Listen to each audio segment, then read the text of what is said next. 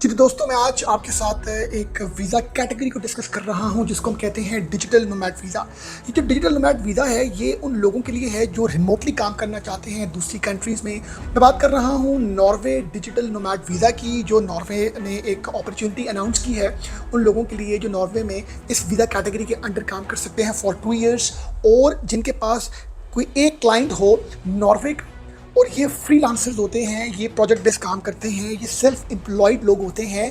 और इसमें सबसे जो इंटरेस्टिंग बात है वो ये है कि आप अगर इस वीज़ा कैटेगरी के अंडर जाते हैं तो आप अपनी फैमिली को मूव कर सकते हैं अपने साथ। इसके लिए कोई आइल्स या पीटीई टेस्ट की कोई रिक्वायरमेंट नहीं है, कोई एज लिमिट की रिक्वायरमेंट नहीं है। और आप जब इस वीज़ा पर जाते हैं फॉर 2 ईयर्स, जब नॉर्वे डिजिटल नोमैड वीज़ा है, तो आप इसको रिन्यू करके 3 ईयर्स के बाद पीआरशिप के लिए एलिजिबल हो सकते हैं। और जब आप नॉर्वे का हिस्सा बनते हैं तो आपके लिए शेंजन के जो ओवरऑल सारे बॉर्डर्स हैं वो ओपन हो जाते हैं। आपके लिए शेंजन स्टेट्स में जितने भी कंट्रीज़ आते हैं, स्टेट्स आती हैं, सब आपके लिए फ्री बॉर्डर हो जाती हैं।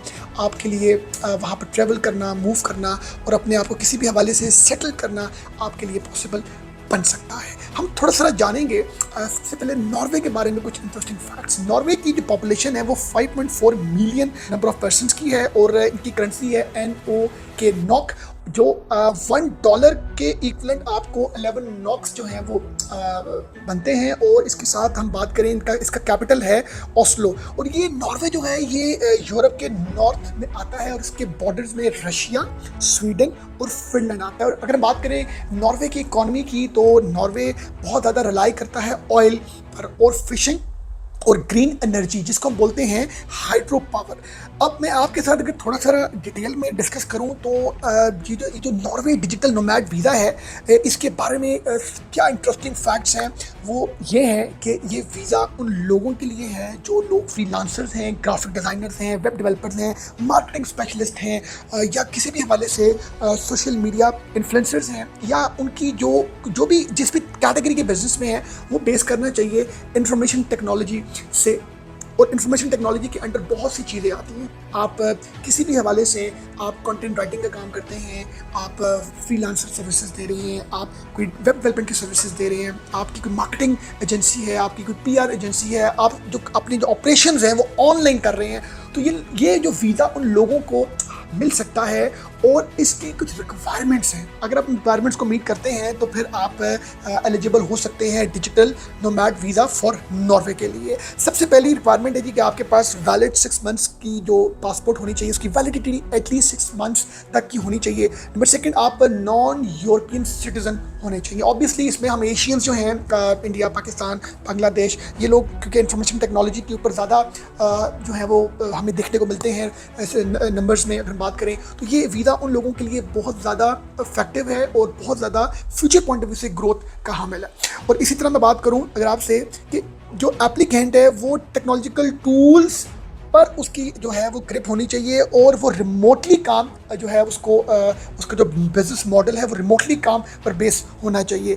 और आप इसके लिए सेल्फ एम्प्लॉयड हूँ, मीन्स कि अगर मैं वेब डेवलपर हूँ या ग्राफिक डिज़ाइनर हूँ या मैं किसी भी हवाले से कोई किसी कंसल्टेंसी में हूँ, तो मेरे पास एक नॉर्वे का क्लाइंट होना ज़रूरी है।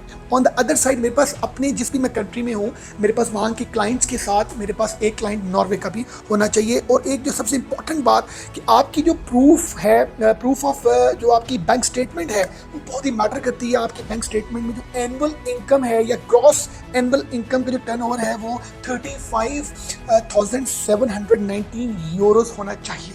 मीन्स कि आपकी उस ट्रांजैक्शंस में ये बात बड़ा क्लियरली हो कि आपने 35,719 यूरोस की आपकी जो ग्रॉस इनकम है वो शो हो आपकी बैंक स्टेटमेंट में। और आपके पास हेल्थ इंश्योरेंस भी होनी चाहिए और आपका एक ऐसा कॉन्ट्रैक्ट होना चाहिए अपने उस नॉर्वेजियन क्लाइंट के साथ जिसमें वो आपको अगर मैं बात करूं यूरोस की तो 40 यूरोस पर आवर दे रहा हो या 189.39 नॉट पर आवर आपको दे रहा हो।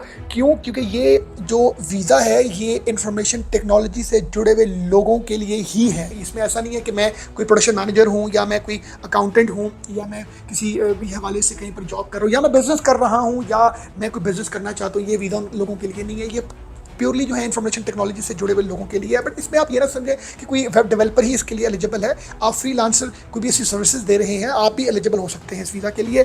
और आपके पास प्रूफ ऑफ एकोमोडेशन होनी चाहिए नॉर्वे में, और आपने अपना जो एक कंप्लीट एप्लीकेशन फॉर्म को साइन करके, स्टैम्प करके, फ़ोटोज़ के साथ आपने अपनी इन सारी चीज़ों को, अगर इन क्राइटेरियाज़ को मीट किया, तो आप डिजिटल नोमैड वीज़ा के लिए एलिजिबल हो सकते हैं। अब मैं बात करूँगा इसकी कॉस्ट के बारे में। इसकी जो कॉस्ट है, जो प्रोसेसिंग कॉस्ट है, वो अराउंड 600 यूरोज़ है, जो ऑफिशियली आपका एक्सपेंस इस वीज़े पर आता है। और अगर मैं बात करूँ टाइम ड्यूरेशन की, तो अराउंड 30 डेज़ आपको इस प्रोसेस पर लगते हैं। और अगर मैं बात करूँ कि अगर आपने इस वीज़े के लिए अप्लाई करना है, तो उसके लिए आप जिस भी कंट्री में है वहाँ पर नॉर्वे की एम्बेसी या कॉन्सुलेट होगा, तो आप सबसे पहले जाएं, आप नॉर्वे की जो डायरेक्टरेट ऑफ इमिग्रेशन है, जिसको हम कहते हैं UDI, उनका यूरल है www.udi.no/en/।